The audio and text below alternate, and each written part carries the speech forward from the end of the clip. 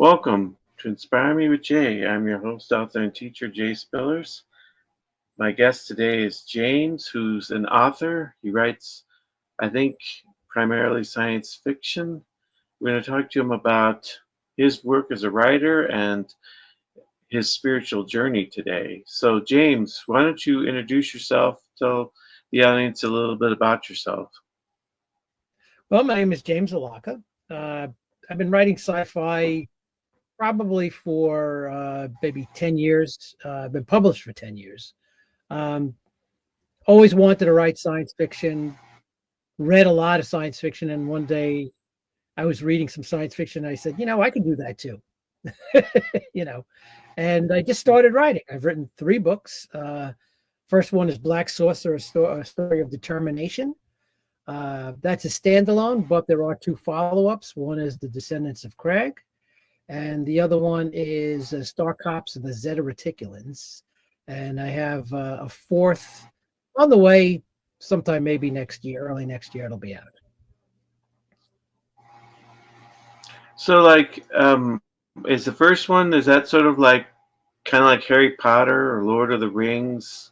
Oh What no, is most of your sci-fi writing like? it's basically classic sci-fi. Like I read a lot of Asimov and Clarke and those guys. Um, so it's really about humans in space and the dilemmas they have, and uh, all sorts of things that they have to overcome to achieve their goals. But basically, it's hard. It's classic science fiction. It's rocket ships, astronauts, scientists, that sort of thing. Discovery. Is it sort of like? Go ahead. Hmm? Is it sort of like Star Trek, or is it maybe not quite that far in the future? Yeah, yes, it is. I mean, there's the first book, Black Saucer, begins in 2101, um, and it eventually leads them 600 years into the future. A group of scientists leave Earth. They colonize another planet, a distant planet, and 600 years later they come back. Uh, so yes, it's a lot like Star Trek in that the spaceships, there's discoverers, there's scientists. The team is led mostly by scientists and developers and that sort of thing, and they were forced to leave Earth because after a catastrophe. Um, but yeah, this I would say it's sort of like the technology is similar. Um, the characters are similar in that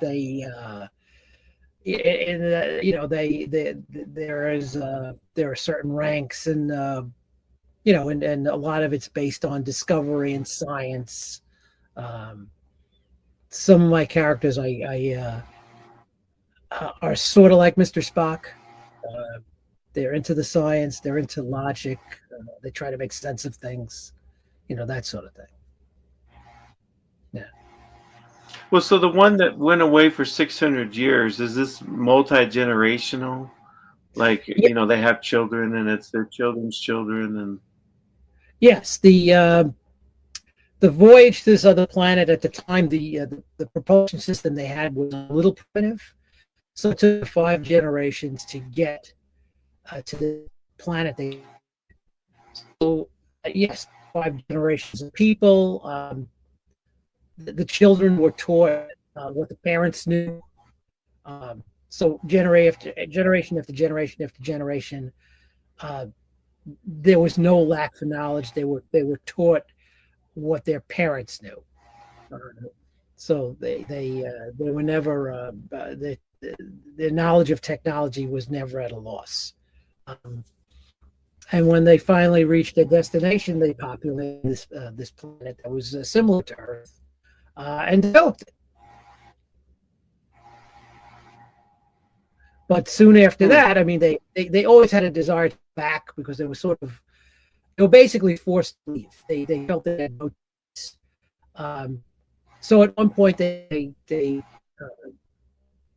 managed to get hold of alien technology, that would get them back to Earth sooner, much sooner. So the book is basically about developing a team. Uh, some people on the planet did not want them to go, so there's a back and forth with that. But they finally go. They visit our solar system again, and they make several discoveries, and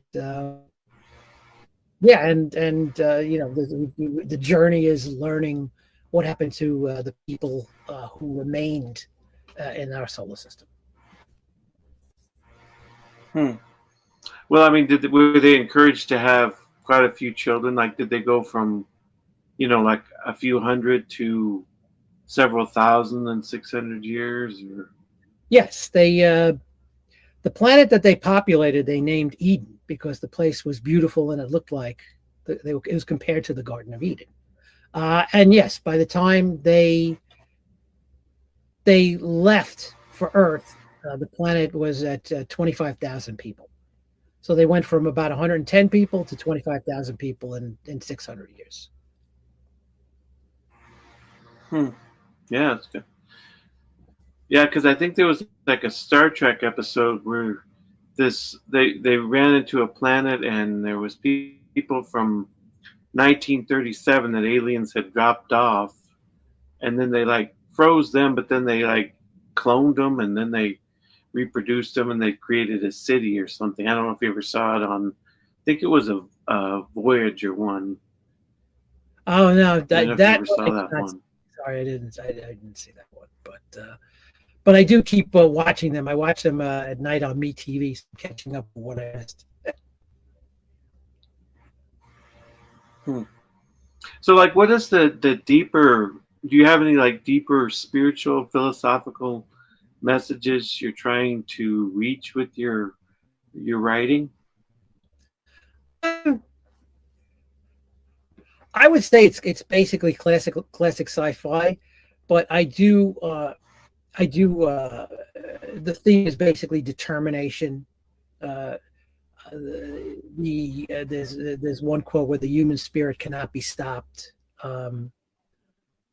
In my second book, there's actually in my second book they're approached by an alien race because they needed the humans' help, and the representative they have is this woman named Atira, and he sort of can channel all the power of their race. And there's one scene where this battle, and one of the soldiers goes down, and she sort of uses her powers to bring him back. And somebody who's witnessing this, and they're in awe, and she said, "I am certainly not the creator. I'm just using my medical knowledge, just like you do. Um, there is a supreme being, and I am not that supreme being." So there's a mention of that. But basically, they're your standard science fiction stories. I would say there is some faith in it, not too much, but there is a drive, a human spirit um, to get things done.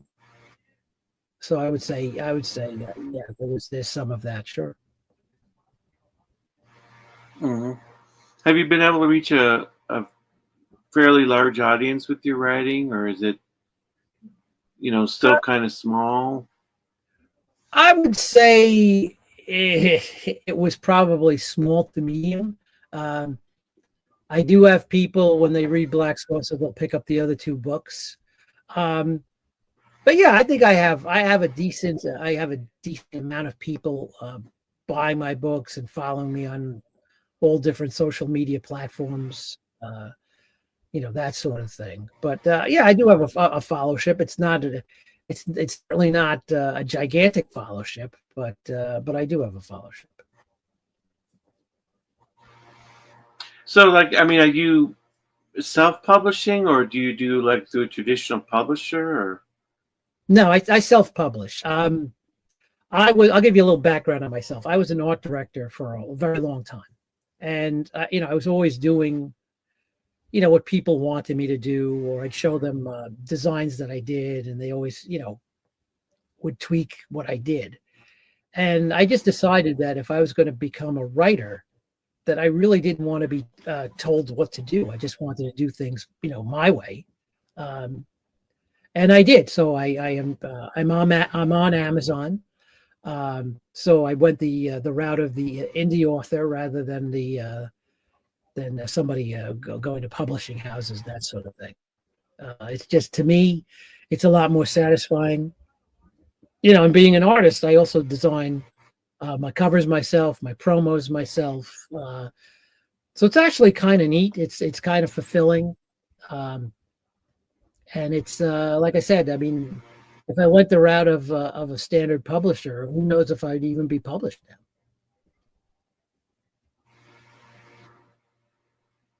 Yeah, I mean that's kind of what I did. Like I do like KDP, through Amazon Yeah. and publish, nonfiction books right now. But Mhm. just you just are you at the point where you just kind of like you write for yourself primarily, and if people come and follow up, that's great. But it's like it's more for the enjoyment you get from writing, and you Yeah, get to create. yeah, yeah, absolutely. I my philosophy is this: I like writing books. Enjoy writing books. It's something that I always wanted to do. And like you said, if people buy them, great. If they don't, I'm okay with that too. I really am. It's just something. If you're a creative person, you just need to create. And it's like artists. Some of the best artists in the world are nobody's ever heard of them. Um, and then they are some of the best artists in the world. So yeah, like I said, it's just, this is what I wanted to do, um, and I'm happy with sales or lack of sales, whatever it is. I'm fine with it.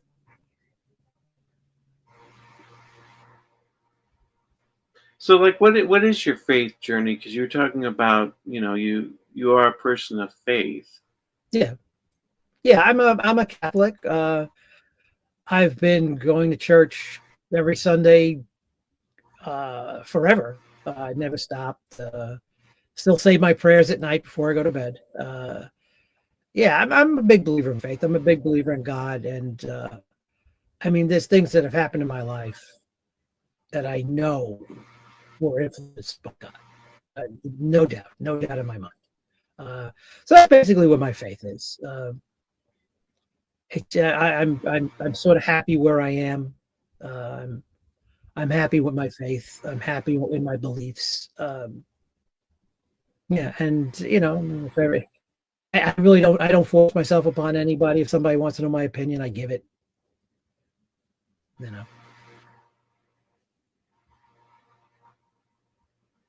Hmm. Do you have like a lot of creative ideas that you want to do? It's just a matter of getting it all out there. Well, yeah, I definitely have books. There's more books in my mind. I started writing my fourth book. I mean, the problem is really lack of time. I squeeze my writing in here and there. I know there's a lot of people on social media.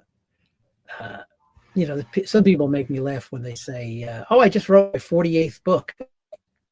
I would need about five Hmm. lifetimes to write 48 books. But I have three out, one on the way. I might have one or two, left in me. But yeah, I just want to keep writing. It's actually it's fun. It's fun. It's relaxing. It's really cool to create something, and you make corrections that make it even better. It's fun. It's fun. I mean, the only thing that isn't fun is proofing it for the 10th time. But aside from that, it's Hmm. it's a nice journey. Yeah. Well, I think a lot of times the people that have written dozens and dozens of books, a lot of times they had ghostwriters, or you know how much they're really doing. I don't really even know sometimes. you Right. know. Yeah. I mean, unless they're very prolific, I mean, to me, I mean, I have a job, I have a family. Um, I, I usually steal time to write. And I write everywhere. It's funny. I don't know if you write what I write, but I mean, sometimes I write an idea on a scrap of paper. Sometimes I write it in my notes in my iPhone. Uh, there's times where I'm at work and I'll just write in my notes. I'll write a whole chapter in my notes. Uh, um, yeah, so it's. I mean, but I think there are people that legitimately write a lot of books. I know I certainly couldn't write that. But I don't know. Maybe they're very short stories. You never know. Hmm. So, I mean, in terms of like your books, do you try to write a good moral in your story? Yeah. Yes, I would say. I would say yes. It's usually about the human spirit, endurance, um, determination, drive, um, solving problems. Yeah, but I think the moral is if you try really hard, things will work out in the end. And if you have faith in yourself, if you believe in your talents, you could pretty much do anything. Um, Hmm. yeah, yeah, Do you I would try to say so. like? Well, I mean, do you kind of try to keep like a lot of realism into it, like because you can read a lot of things in science today about planets they're finding that are in the habitable zone and what's possible in terms of like you can have a star like our sun that has habitable planets, but it's potentially possible that you could have dwarf stars that have habitable planets and different makeups that could still be possible for life. Do you read a lot on those kind of things to like have creativity but a lot of realism too in your writing? Oh yeah, I mean the most of my characters are professionals. They're professional scientists. They're professional researchers, developers. Uh, in some of my books, there's a military influence. Sometimes they go with a security force. They're all professionals doing their jobs. But hmm, yeah, I just I mean I'm a big believer that there's a lot of possibilities. You know, and I mean I've watched a ton of science fiction where the planets are revolving around a binary star system, dwarf stars, that sort of thing. I mean, anything is possible. Um, the the alien life forms in one of my books are gelatinous. They're semi-solid and basically half made of jelly. Uh, you know, so basically, if you with your imagination, you could create any worlds, any realms. Um, you know, and there are quite a bit of as my books develop, there's quite a bit of aliens, alien lives, and there's some robots. There's in Black Saucer. There's the lead scientist is this guy Eddie, and his basically his friend Joe is a robot. It's a robot that his family developed over 3 generations, and every generation makes him more and more human. And he's finally this wisecracking guy who pretty much knows everything, uh, but he has a personality, he has an attitude, and you know, and he's very in a lot of ways, he's very human. It's sort of like Data, trying to become more human Right, on Star Trek. right, right. Right. If you picture a wisecracking Data, you basically have Joe. Uh, but yeah, I mean, look, Yeah. anything is possible. That's the one thing really cool about science fiction is you can there is no limit. You could create anything, any world. I think so long as you write it well, uh, you'll have people that enjoy it.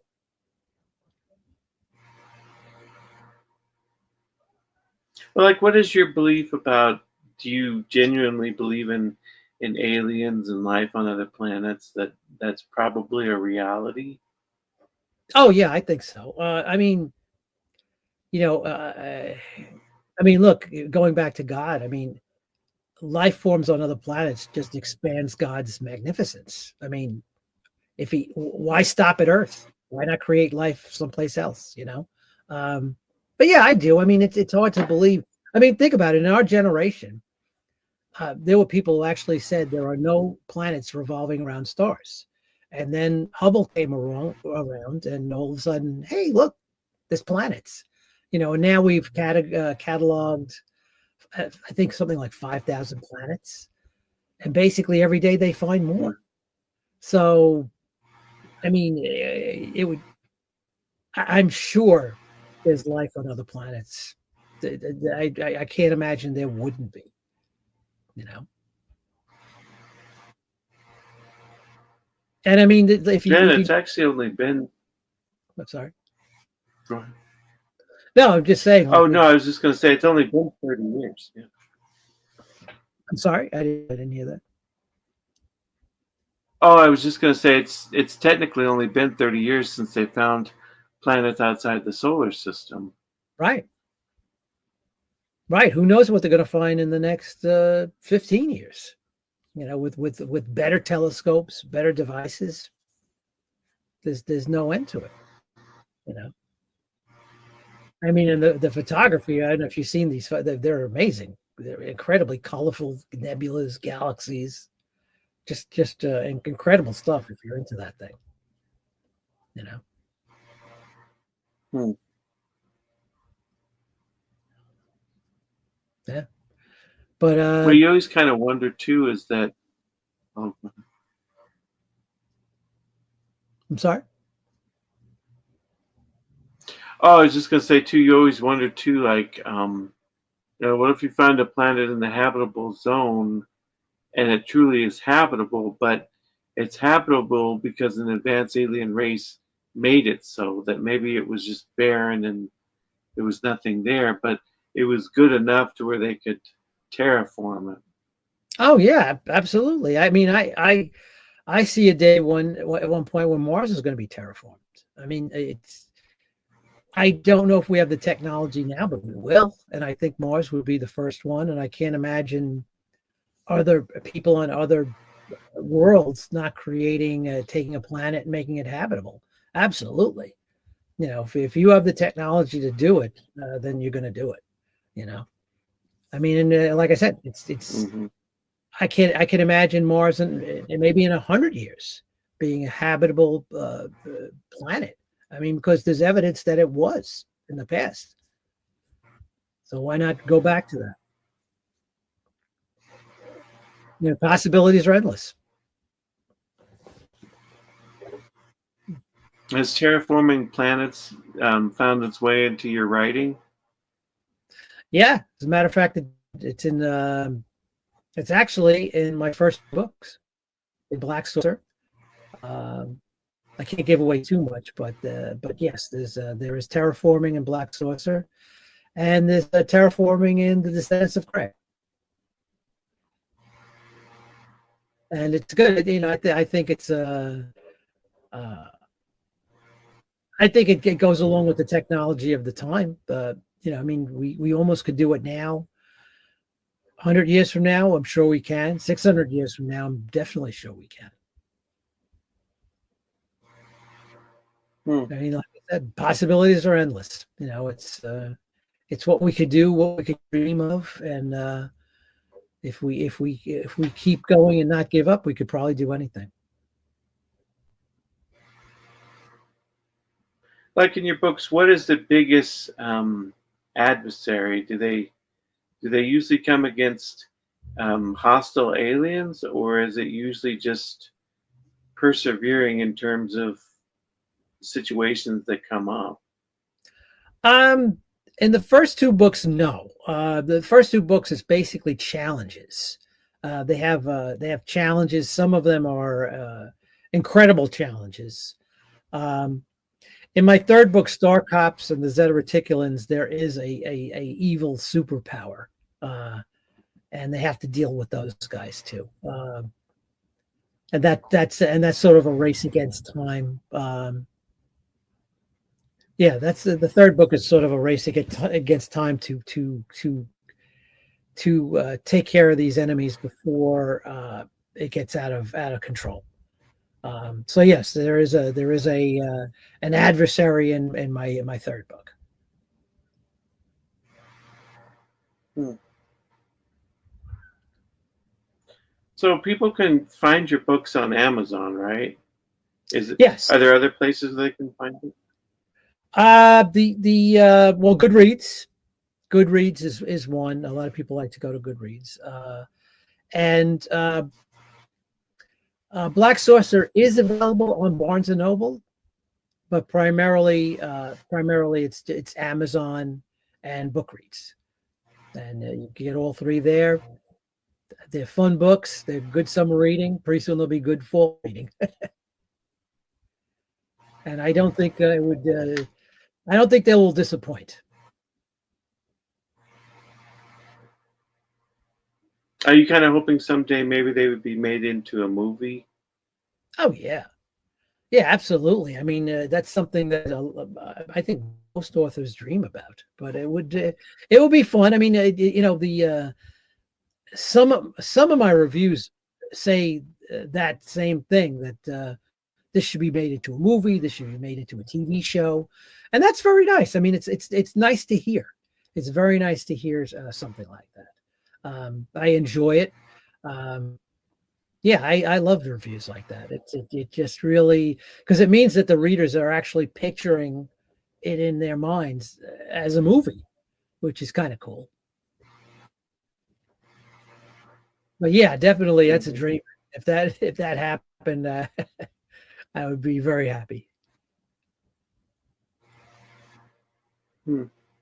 How much of a book do you have to do when you're a fictional writer doing sci-fi? Just setting the stage, creating the atmosphere and where they are and how they live. I mean, does that take several chapters just to do that usually? Yes, yes, I like to build my worlds. I like to build my characters. I think character development is very important. Yeah, and I think the world that they live in is very important too.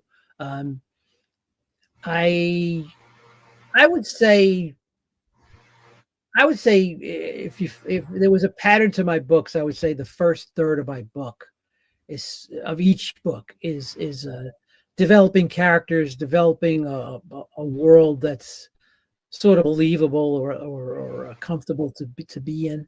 Um, so yes, I definitely develop characters, develop situations, worlds, environments, and then we go from there. But I think it's important. I think it's Mhm. important to develop your characters. It just makes them a lot more believable and relatable. Well, were you always someone as a kid that was daydreaming a lot? That was kind of like creating these ideas in your head? Yes. Yeah, I grew up.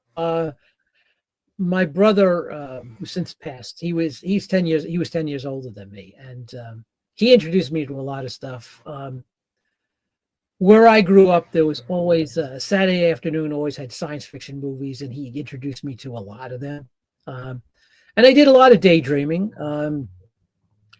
I actually wrote a couple of uh, books when I was like 9 and 10 years old, that my parents thought were pretty cool.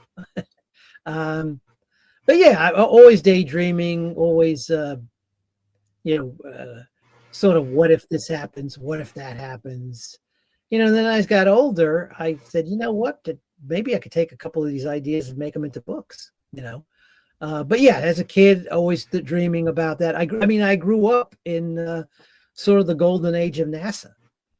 So I watched every Gemini flight, every Apollo flight, uh, and it just felt like every week there was another launch, which was, for a kid, that was very exciting. And when they weren't on, there was a good science fiction movie to see, or a good book to read. Mm-hmm. Do you go around doing book signings at bookstores or anything like that? No, not yet, not yet. I, uh, I think I would like to sort of develop a more of a fellowship before I do that. Um, and I always had a feeling like if you're not sort of known a little bit in the field, that you'd wind up having a table and where nobody visited you, and I think that would be kind of discouraging. So I'm staying away from it for now. I'll do it in the future, but right now, I think it's a good idea to wait, get my name out there a little bit more, and get a little more of a fellowship.